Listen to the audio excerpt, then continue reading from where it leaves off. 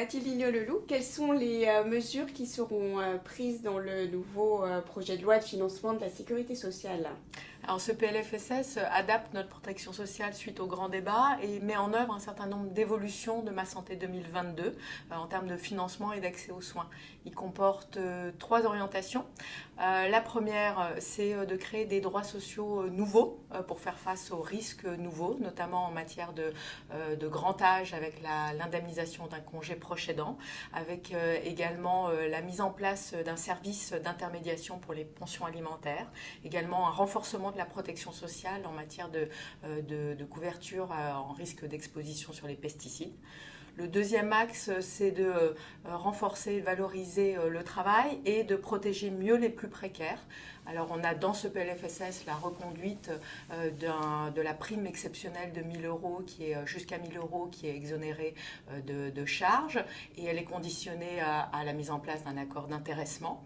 Et puis on a une réforme importante de l'invalidité qui vise à faire en sorte que toutes les personnes qui travaillent puissent en garder un gain, et un certain nombre de mesures en faveur des plus précaires, notamment une revalorisation importante du minimum vieillesse qui va passer à 900 euros, une revalorisation également de l'ASI, de la prestation supplémentaire invalidité, et puis la réindexation sur l'inflation de toutes les pensions de retraite en dessous de 2 000 euros, donc qui va concerner 77% des retraités. Et puis le troisième axe, c'est de moderniser notre protection sociale et notre système de financement de la santé pour être moins à l'activité, notamment pour les hôpitaux de proximité, pour la psychiatrie. Et en termes de modernisation de notre système de protection sociale, on a notamment beaucoup de simplification pour les employeurs avec l'unification du recouvrement social, avec aussi un dispositif pour les particuliers employeurs de tout en un qui évite d'avancer les aides. Et puis également l'amélioration d'un certain nombre de parcours des usagers, notamment pour les personnes qui passent du RSA et de l'AH vers la retraite.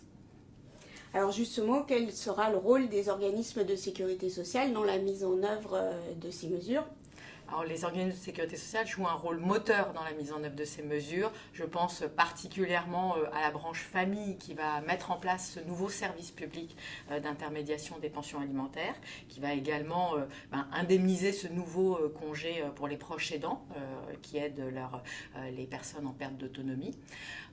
Les URSSAF avec ELACOS seront fortement mobilisés, avec notamment l'unification du recouvrement autour des URSSAF, et d'ici 2023, le fait que les URSSAF vont être chargés de recouvrer toutes les cotisations des régimes salariés.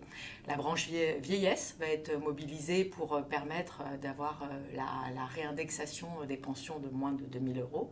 Et puis évidemment la branche maladie, avec notamment tout ce qui concerne les mesures d'accès aux soins et de faire en sorte qu'on puisse réduire les déserts médicaux. Les comptes de la sécurité sociale sont dans le rouge cette année. Quelles sont les perspectives financières pour l'année prochaine ? Alors vous avez raison que du fait à la fois de l'évolution de la conjoncture économique, en partie dégradée par le contexte international, et puis du fait des mesures en faveur du pouvoir d'achat, notamment les exonérations sur les heures supplémentaires, la baisse de la CSG, la sécurité sociale ne revient pas à l'équilibre en 2020. En revanche, l'objectif, c'est de rétablir une trajectoire de retour à l'équilibre d'ici 2023. En 2020, on réduit un peu le déficit qui s'établit à 5,1 milliards et on rembourse l'ensemble de la dette qui a été affectée à la CADES d'ici 2024. Donc c'est bien un désendettement qui est confirmé dans ce PLFSS. Merci Mathilde Lignol-Leloup. Merci.